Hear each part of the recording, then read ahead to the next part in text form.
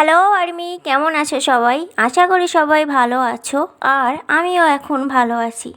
Army, তোমরা তো জানো আমি কিছুদিন ধরে খুব অসুস্থ ছিলাম, তাই নিয়মিত ভিডিও দিতে পারি নাই। এখন আমি একটু সুস্থ হয়েছি, তাই তোমাদের মাঝে নতুন একটি ভিডিও নিয়ে হাজির হলাম। তো বেশি বকাবকি না করে ভিডিওটা শুরু করা যাক। 1994 সালের 18 ফেব্রুয়ারি দক্ষিণ কোরিয়ার গুয়ানজুতে জাং হোসেক জন্মগ্রহণ করেন। তার শৈশব কাটে গুয়ানজু শহরে। তিনি ছোটবেলা থেকেই নৃত্যের প্রতি আগ্রহী ছিলেন এবং স্ট্রিট ও পপিং নৃত্যে পারদর্শী ছিলেন।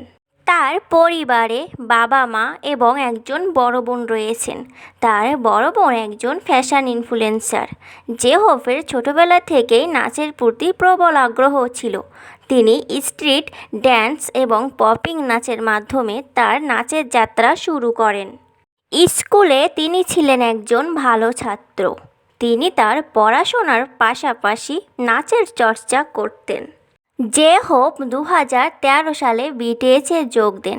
তিনি বিটিএসে যোগ দেওয়ার আগে একটি নাচের একাডেমিতে যুক্ত ছিলেন। 2013 সালে বিগ হিট এন্টারটেনমেন্টের অধীনে বিটিএসের সদস্য হিসেবে তার আত্মপ্রকাশ ঘটে। বিটিএসের একজন সদস্য হিসেবে জেহোপ তার অসাধারণ নৃত্য এবং র্যাপ পরিবেশনার জন্য পরিচিত। 2018 সালে তিনি তার প্রথম একক মিক্সটেপ হোপ অল প্রকাশ করেন, যা সমালোচকদের প্রশংসা কুড়িয়েছেন। 2022 সালে তিনি তার প্রথম একক album Jack in the Box প্রকাশ করেন। জেহোপ তার শক্তিশালী নাচের দক্ষতার জন্য পরিচিত। জেহোপের অসাধারণ সৌন্দর্য এবং নাচের দক্ষতার জন্য আর্মিরা তাকে সানশাইন নামেও ডাকে। জেহোপ তার বাকি 6 ভাইদের অনেক ভালোবাসে। এক কথায় বলতে গেলে জেহোপ একজন অসাধারণ মানুষ, যে খুব সহজে সবাইকে আপন করে নিতে জানে। জেহোপ তার ভাইদের প্রতি খুব যত্নশীল এবং সে তার আর্মিদেরকেও খুব ভালোবাসে। জেহোপ তার ভাইদের কাছে সবসময় সেরা।